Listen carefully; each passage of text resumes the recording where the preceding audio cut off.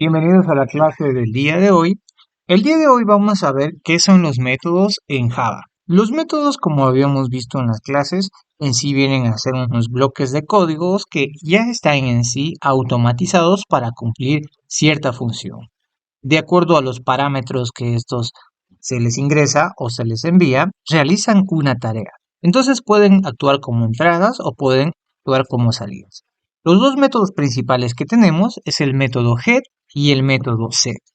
En la clase práctica habíamos revisado, por ejemplo, estos dos métodos básicos, en donde nosotros hacíamos la obtención de un texto con el método .getText. Recordemos que todo método termina, abre y cierra paréntesis. Lo que nosotros estamos entonces haciendo aquí es obteniendo el valor de una variable. Ese valor de esa variable lo almacenamos dentro de otra variable para posteriormente compararlo con un valor. Y la otra parte del método sería el set, es decir, asignar.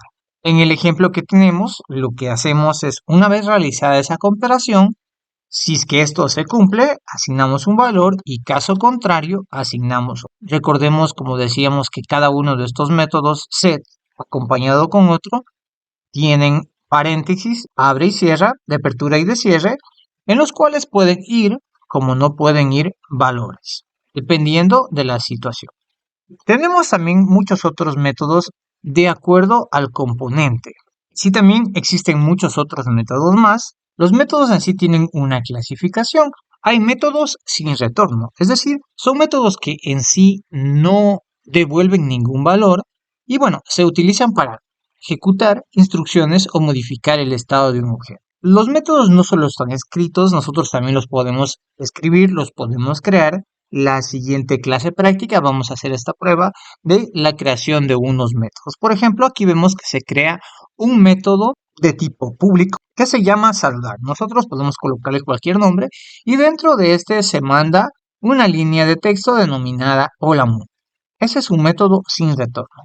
Hay también métodos con retorno, como este, por ejemplo, lo que hace es un cálculo, una suma, por eso se le ha colocado public, se coloca el valor de la variable, es decir, qué valores necesita que se ingrese, el nombre del método y como vemos, si va un argumento dentro de los paréntesis y dentro de las llaves, la función que va a hacer este método es retornar el valor de sumar A más B. Ese sería un método con retorno.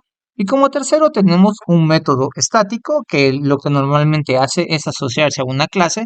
Recordemos que una clase es una especie de plantilla que hace referencia a un objeto o a varios objetos. Entonces, estos normalmente se invocan desde cualquier lugar sin necesidad de crear un objeto. Entonces, tiene una estructura bastante similar al método sin retorno, pero tiene una particularidad de colocar esta pequeña palabra static que luego la comenzaremos a ver a más detalle.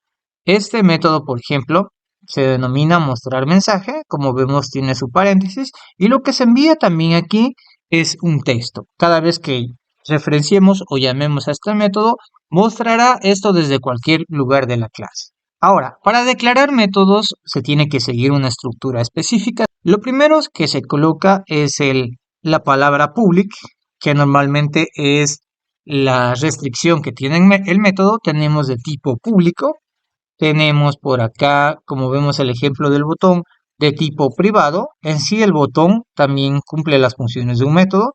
Como vemos aquí tiene un paréntesis y dentro de esta tiene cierto evento.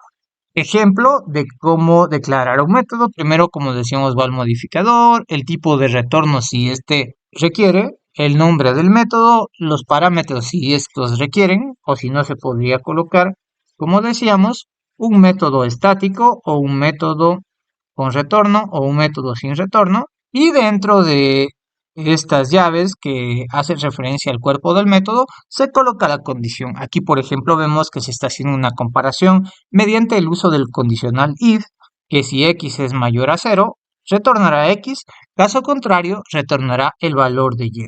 Así también existe lo que son algunos métodos de conversión de datos, que los iremos viendo conforme se nos vayan presentando los casos. Uno que habíamos visto últimamente es un método para convertir de un tipo texto a un tipo entero. Entonces aquí vemos un ejemplo que para hacer ese cambio tenemos que primero hacer referencia al tipo de dato y luego utilizar el punto parseInt que haría la transformación de un string a un tipo entero.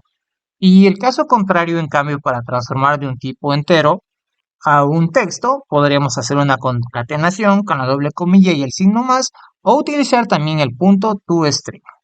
Bien, entonces eso ha sido todo en cuestión a la parte de los métodos.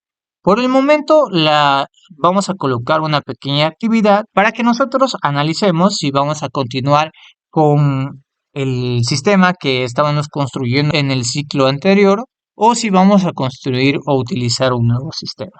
Recordemos también, por favor, que lo que estamos haciendo ahora es ya la programación de ese posible sistema. Eso ha sido todo por la clase del día de hoy y nos vemos en la siguiente. Hasta la próxima.